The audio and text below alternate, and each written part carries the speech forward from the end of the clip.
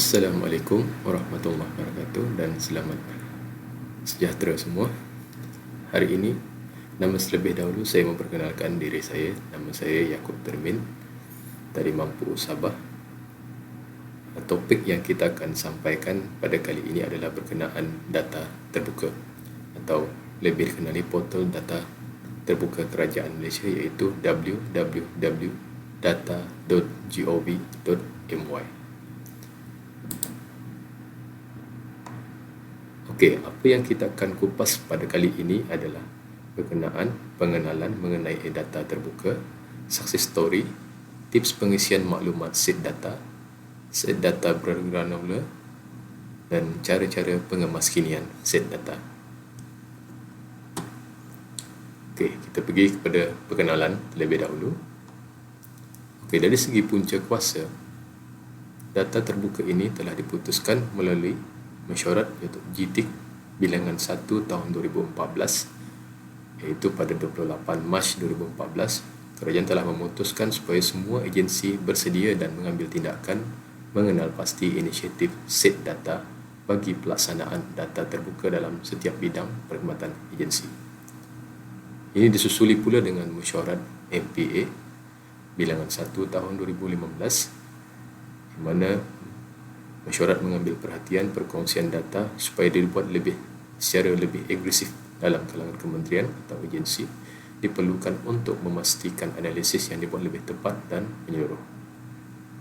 Pada tahun 2017 pula, melalui mesyuarat jawatankuasa koordinasi aplikasi Perdana MSc ke-43, mesyuarat menyarankan penerbitan set data terbuka dijadikan KPI, iaitu PPTPA bagi kes Ketua Setiausaha dan Ketua Pengarah Agensi dan Kementerian Kerajaan. Iaitu PPTPA, iaitu penjawat pengurusan tertinggi perkhidmatan awam. Okey, diteruskan pula pada 11 Disember 2017, KSN telah bersetuju untuk pelaksanaan data terbuka diangkat sebagai KPI generik bagi penilaian prestasi PPTA dengan sasaran 10,000 set data baru pada tahun 2018. Key Performance Indicator KPI 2018 adalah menyasarkan sebanyak 10,000 set data bagi negara pada tahun 2018. Daripada jumlah ini, KPI yang ditetapkan bagi negeri Sabah adalah sebanyak 50 set data. Okey, pada tahun 2019, fokus KPI, Key Performance Indicator bagi penghasilan set data adalah lebih kepada set data bergranular. Apa itu set data bergranular akan dikupas dalam pembentangan pada hari ini. Daripada 5 sasaran yang disasarkan pada tahun 2019, KPI Sabah telah berjaya mencapai 21 set data bergranular, melebihi daripada sasaran yang telah ditetapkan. Okey, untuk detail lanjut boleh layari melalui dashboard Mampu Sabah. Okey, sebelum kita pergi jauh, kita akan cerita sedikit berkenaan definisi data terbuka. Apa itu definisi data terbuka? Data yang disediakan oleh organisasi, perniagaan dan individu untuk sesiapa sahaja untuk diakses, menggunakan dan berkongsi. Maksudnya di sini data terbuka adalah data yang berada di peringkat paling bawah.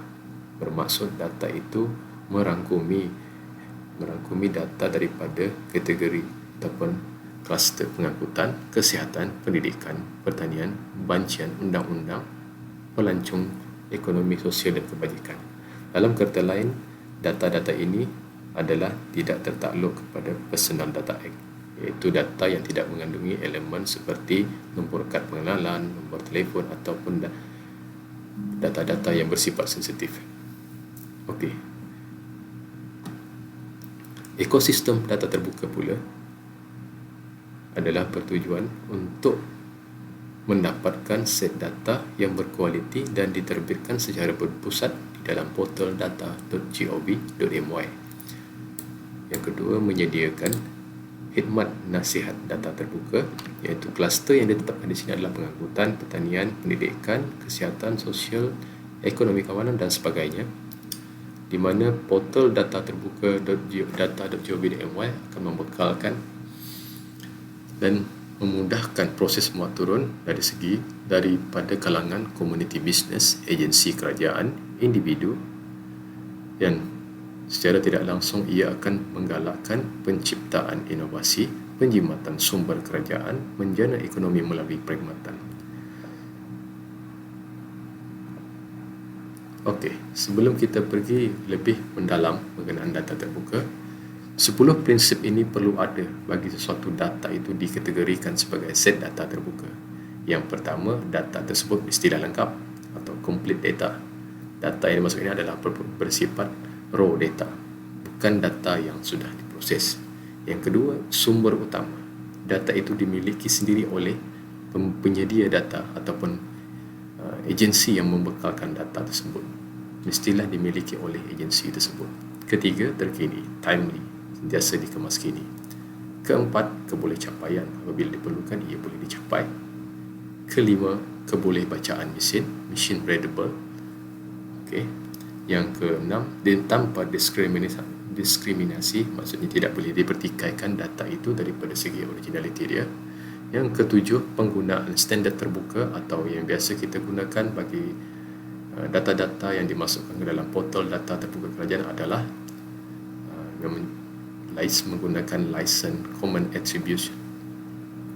Okey, apa itu common attribution? Kita akan ceritakan detail kemudian. Okey, seterusnya dari segi pengarkiban data, data-data yang sudah dimasukkan akan diarchive. Bukanlah bermaksudnya apabila data baru ada, data lama dibuang dan kita akan archivekan data-data tersebut. Okey, hak penggunaan apabila data dimasukkan ke dalam data terbuka, maksudnya agensi telah bersetuju untuk penggunaan lesen itu adalah secara percuma dan tiada kos. Okey, kos penggunaan adalah secara percuma kerana ia bersifat konsep data terbuka. Okey, bagaimana kita nak menerbitkan sesuatu set data? Inilah adalah proses dia. Ada 4 peringkat yang perlu dilalui sebelum data tersebut betul-betul diterbitkan di di portal data.gov.my. Yang pertama adalah penyumbang set data atau lebih mudah kita kenali sebagai peranan dia sebagai editor di peringkat agensi, iaitu pemilik set data. Di peringkat agensi juga perlu ada satu pelulus ataupun peranan dia sebagai admin yang bertindak sebagai meluluskan data-data yang disediakan oleh editor. Tujuannya adalah untuk memanhapis dan memastikan hanya data-data terbuka sahaja dimasukkan ke dalam portal data terbuka sebelum diluluskan oleh pelulus kedua, iaitu super admin di peringkat mampu, iaitu bahagian kerajaan digital mampu. Setelah bahagian kerajaan digital mampu meluluskan set-set data tersebut, barulah data akan dipublish atau diterbitkan di laman portal data.gov.my. Access ID ini pula kita boleh dapatkan melalui cara menghantar email kepada audi@mampu.gov.my.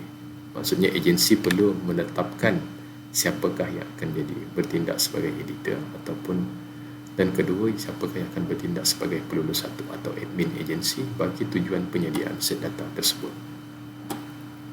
Okey, kita imbas secara ringkas success story perjalanan pelaksanaan data terbuka di agensi negeri Sabah. Pada tahun 2018, kita telah melaksanakan kunjungan hormat semasa itu bersama Pengarah Mampu Sabah dengan Pengarah Jabatan Komputer Negeri Sabah JPKNS, iaitu Dr. Haji Minggu pada masa itu merangkap Champion Open Data Negeri Sabah. Seterusnya, mesyuarat pertama diadakan pada 9 Mac 2018 yang dipengerusikan oleh Pengarah Jabatan Komputer Negeri sendiri, di mana permulaan pelaksanaannya adalah pada 3 agensi perintis, iaitu Kor-Nelayan, Jabatan Kereta Api Negeri Sabah dan Lembaga Pelancongan Sabah.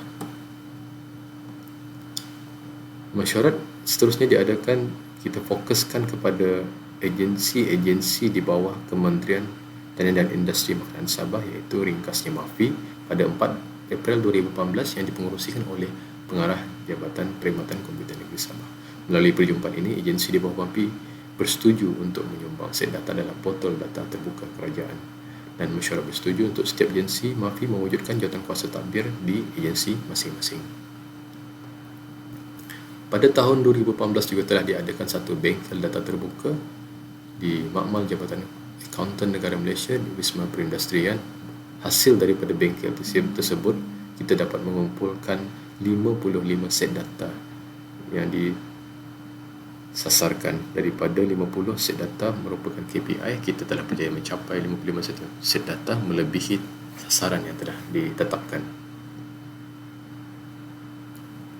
Pada tahun 2018, kita perluaskan lagi konsep bengkel data terbuka kepada, dan kita rebranding balik kepada nama program Sabah Data Fest 2019 yang telah diadakan pada 8 hingga 9 Julai di Wisma Bandaraya Kota Kinabalu, yang melibatkan anjuran bersama Kementerian Pelajaran dan Inovasi Negeri Sabah, Mampu Sabah, Jabatan Perkhidmatan Komputer Negeri dan Kinabalu Kodes. Pada masa ini kita berjaya menerbitkan 39 set data diterbitkan pada tahun 2018, yang mana set data ini jauh lebih bergranular berbanding data yang dimasukkan pada tahun 2018. Lesson Creative Common Attribution. Apa itu? Seperti yang saya sebutkan pada awal pembentangan tadi, kita akan sentuh sikit apa yang dimasukkan dengan Lesson Creative Common Attribution 4.0.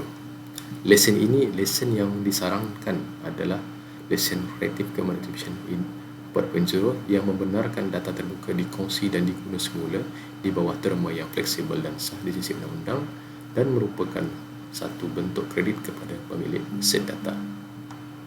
Tips pengisian maklumat set data. Okey, tips pertama, pengisian metadata. Tajuk set data hendaklah bersesuaian dengan set data yang dimuat naik. Kedua, keterangan set data perlu menerangkan secara terperinci berkenaan set data yang dimuat naik. Digalakkan untuk menerangkan setiap medan dalam set data berkenaan. Contoh tajuk. Penggunaan tahun adalah tidak digalakkan pada penulisan tajuk metadata. Tahun hanya ditulis pada tajuk fail set data dan keterangan metadata. Ini adalah bertujuan untuk memudahkan penambahan dan pengemasan data pada kemudian hari kelak. Kedua, tata cara penamaan file naming convention set data bagi memudahkan pencarian set data. Pertama, meletakkan tahun di hadapan tajuk fail. Kedua, bilangan aksara bagi tajuk metadata dan tajuk fail tidak melebihi 120 aksara. Yang ketiga, tidak menggunakan singkatan ayat short form pada tajuk metadata dan tajuk fail bagi memudahkan carian. Penggunaan singkatan perlu ditelangkan dalam keterangan metadata. Keempat, tajuk perlu ringkas dan bersesuaian dengan fail yang dimuat naik. Itu juga bertujuan untuk memudahkan carian. Okey, pengisian maklumat set data.